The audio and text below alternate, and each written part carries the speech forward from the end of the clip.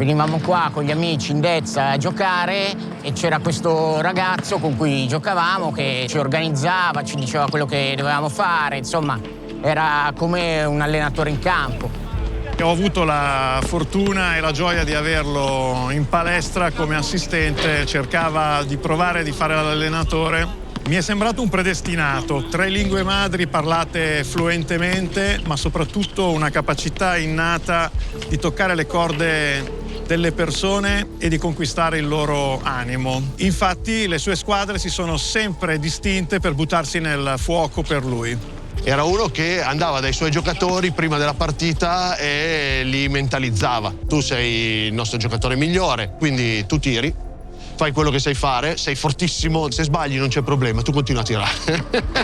E poi andava magari da un altro, tu me ne elimini uno di sicuro perché sei il più forte in difesa che io abbia mai visto, gioca come al solito, fai giocare la squadra, che noi vinciamo, non preoccuparti, cioè mentalizzava tutti. Non ricordo esattamente Under 14, Under 16, però mi ricordo che quella partita, l'andata in casa nostra, la perdemmo di 23. Alla fine loro fanno l'aeroplanino. Il lunedì torniamo in palestra, all'ingresso della palestra meno 23. Entriamo in spogliatoio, un cartello che ho scritto meno 23. In campo vicino alla panchina meno 23. A fare la doccia, nella doccia meno 23. Alla partita di ritorno li asfaltiamo, vinciamo di 30. 30 secondi alla fine lui chiama time out, ci mette seduti e dice: ragazzi, questo time out a 30 secondi dalla fine è la nostra rivincita. Siamo signori, usciamo tranquilli dal campo. Suona la sirena di fine partita e lui esce dal campo facendo l'aeroplanino. Oltretutto ogni campionato che ci ha allenato l'abbiamo vinto.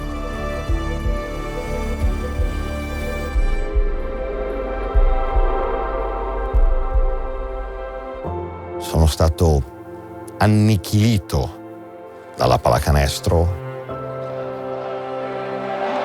Cado in questa infatuazione totale a 14 anni. Ho sacrificato tantissimo. Non sono un ex giocatore. Allenavo in prima divisione. Non avevo santi in paradiso e non c'era nessuno che mi spingeva. Ho vinto, ho perso, ho allenato in paesi diversi.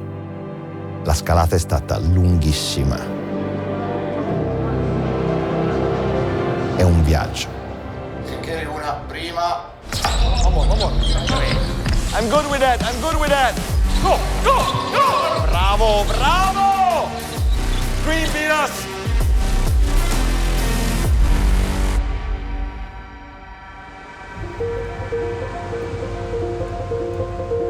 A Kaunas c'è una integrazione tra la città e la pallacanestro che è fortissima. Le 2 grandi guerre degli emigrati americani sono tornati dagli Stati Uniti in Lituania e hanno seminato la pallacanestro, che è cresciuta e poi è diventato lo sport nazionale.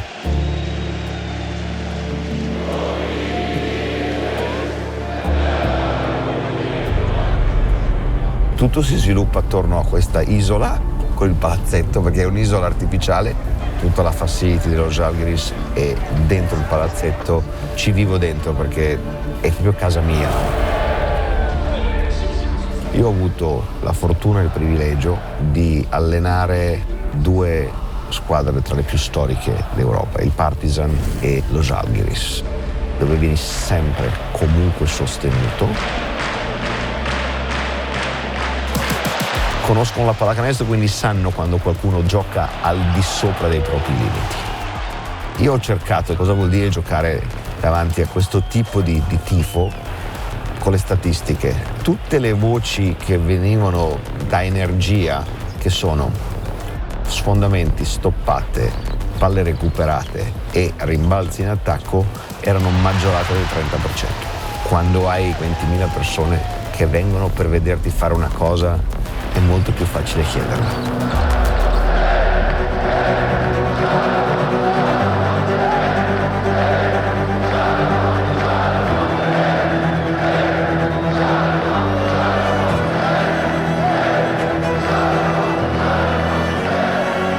essere allenatore qua ti rende felice, perché è un ruolo molto ben definito, delineato e hai una semidivinità, ecco.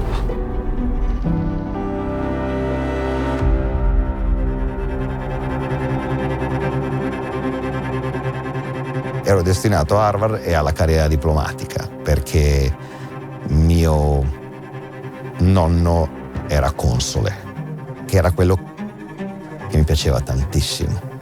Ma poi al momento di le due porte non ce l'ho fatta e ho provato a fare questa follia di fare allenatore di pallacanestro. Giocavo a tennis, pallanuoto d'estate, il basket succede perché c'è il corso alle medie, vai e dici, c'è questa roba pazzesca, c'è una roba. E da lì io andavo al campetto d'inverno con i guanti tagliati, con altri 3 disperati, comincio tardi, non sono bravissimo, non capivo subito la pallacanestro, ma poi mi sono... È da lì che ho capito cosa sono le motivazioni. Ero così infatuato, che ero così motivato nel cercare di capire questo gioco stupendo, che io definisco: tu giochi a scacchi mentre altri 5 energumeni ti menano. Cioè, non è facile. Prendere decisioni rapide e accurate mentre qualcuno ti sta menando non è la cosa più naturale del mondo. E da lì ho cercato di vedere la pallacanestro con un angolo diverso e sono diventato malato, lo sono tuttora. E da lì è nato tutto.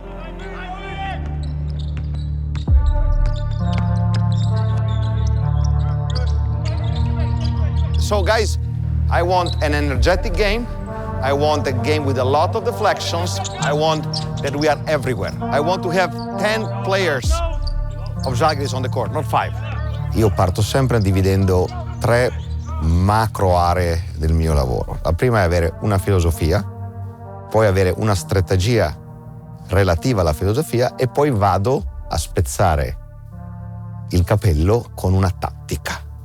La filosofia è sempre dettata da chi alleni, dove alleni e per cosa alleni.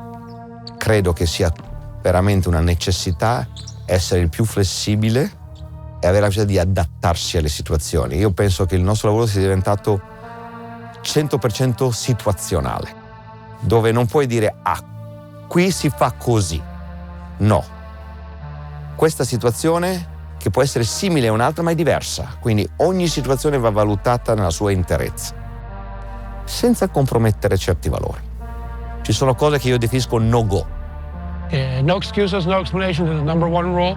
That means you can't really do something wrong because you don't have what you can say because he won't allow it. He keeps himself to those standards as well.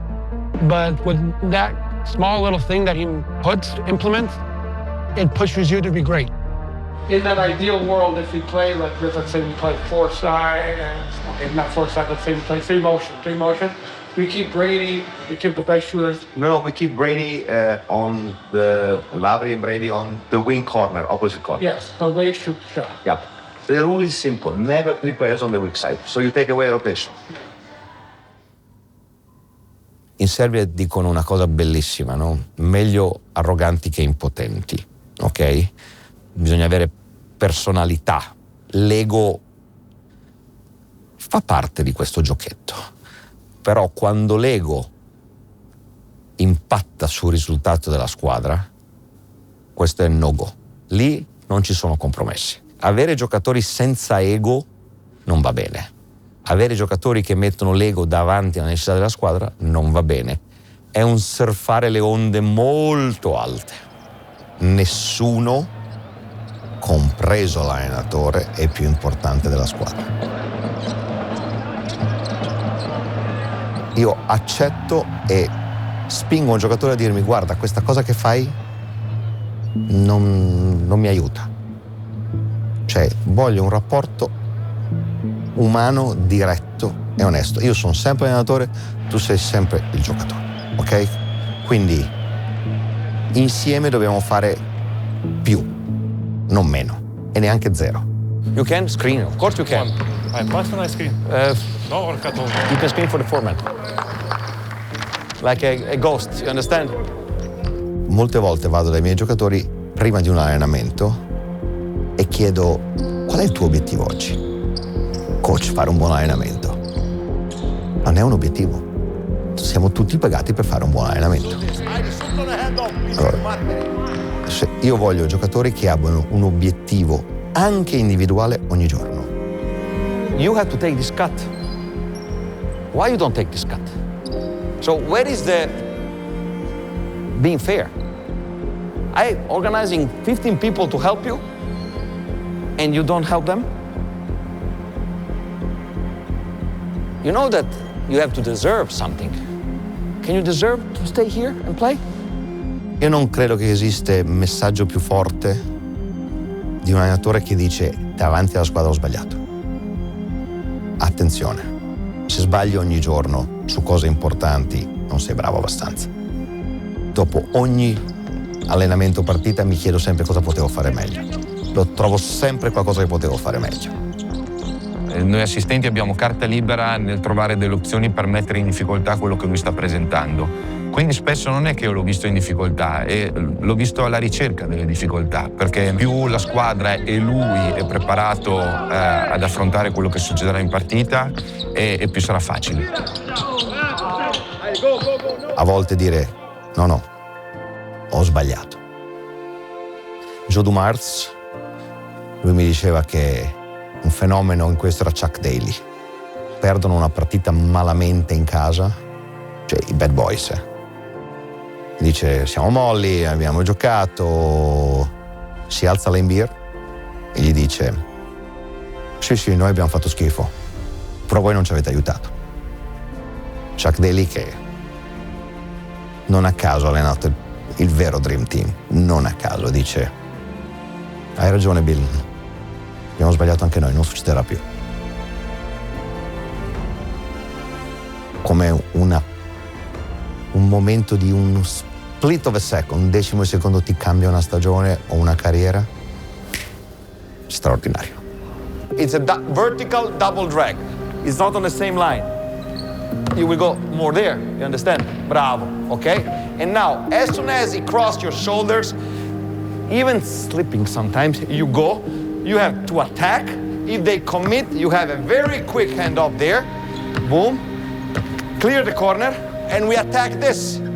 If it's on the other side for Luki, with the same concept. Okay?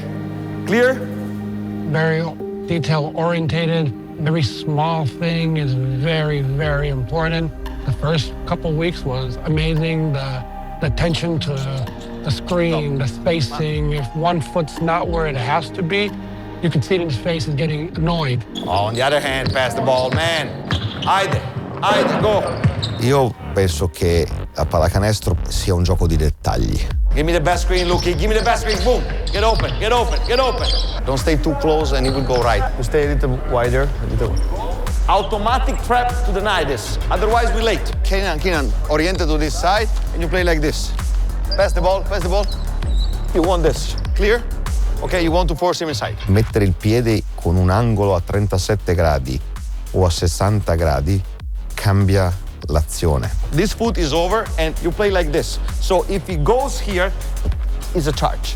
If you play like this, he will bring you high and spin very quick on the baseline. Molti giocatori vorrebbero avere uno spartito chiaro. Se succede questo, io faccio questo. Quindi usare una percentuale inferiore del cervello. Perché? Perché costa fatica. Pass at the end of the cut, hand off, and you space as you want, ok? Go there, you space as you want, ok? Clear? Un giocatore di scacchi, un torneo dura venerdì, sabato e domenica di solito. Perde tra i 6 e gli 8 kg. Un giocatore di scacchi. Cioè il cervello brucia molte più energie delle gambe. Ti consuma.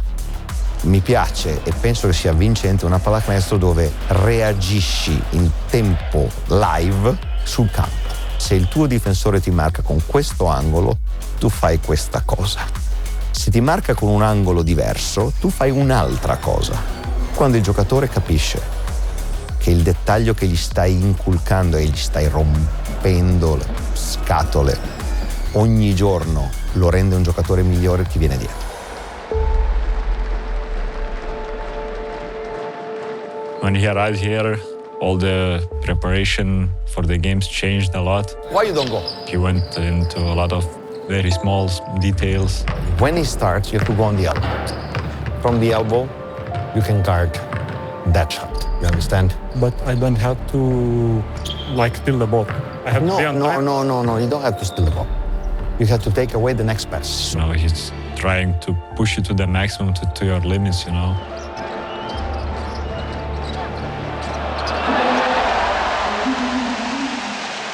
Abbiamo appena perso 2 partite, quasi tutti mi hanno perso un po' la fiducia.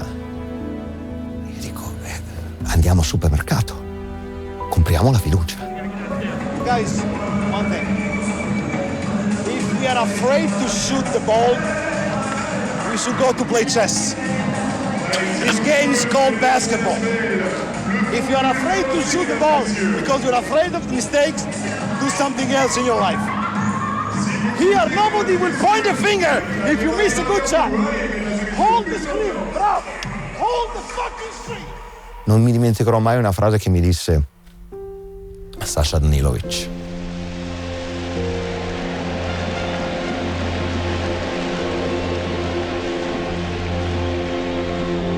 Quando sbagliavo i tiri, la mattina dopo andavo e facevo 1000 tiri.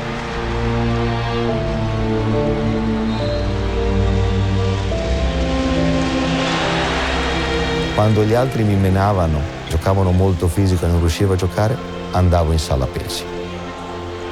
Quando arrivavo alla fine della partita e ero stanco, andavo a correre nei boschi.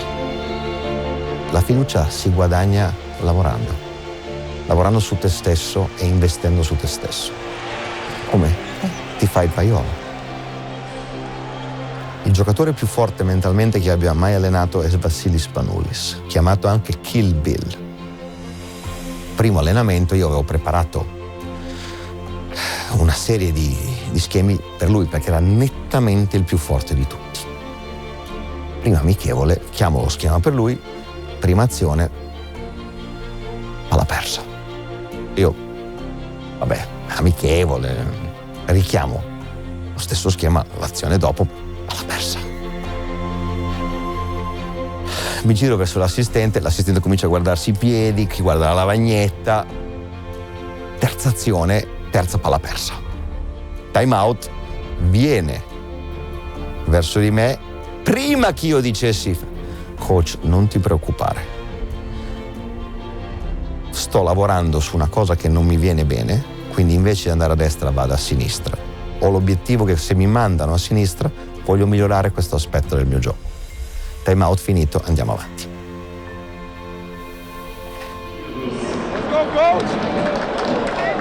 Cosa direi a me, giovane Andrea Trinchieri, che vuole avere il sogno di fare l'allenatore? Devi essere molto preparato, devi avere una passione totale che non può essere scalfita da vincere o perdere o da avere un buon lavoro o un lavoro meno buono. Studia la sociologia e ricordati che hai sempre prima una persona davanti che è un giocatore.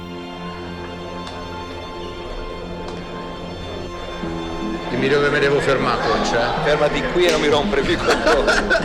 In the life, all the Italians like to enjoy his life, good food, good wine, good... He is a very funny person. He is very, very upbeat. He's very positive. And he's a big cook, chef guy. But we can fuck it up on purpose. No, you fucked up everything every day. And he brought that little Italian style to it, a little flair, the hot blood. So it's good, it's good. Cosa hai ordinato? C'è il dolce e dopo c'è il salato. Challenging coach, really interesting guy to work with. For me, it was always fascinating the way he feels the game. He's really detailed and obsessed with the basketball, so sometimes also pretty demanding. He was one of the coaches that helped me the most throughout my career in order to perform in a daily basis. He's a basketball maniac. He loves the game. He watches everything. Almost daily conversation he holds with his players. I believe it's something that helps the players perform the best possible way. Ogni volta che tu prendevi la palla sul lato sinistro del campo in corsa e non palleggiavi con la mano sinistra, fermava l'allenamento ogni volta e ti diceva: devi palleggiare con la mano sinistra quando pigli la palla in corsa sul lato sinistro, nonostante io fossi un lungo, tra l'altro. E io adesso, quando piglio la palla sul lato sinistro del campo, palleggio con la sinistra.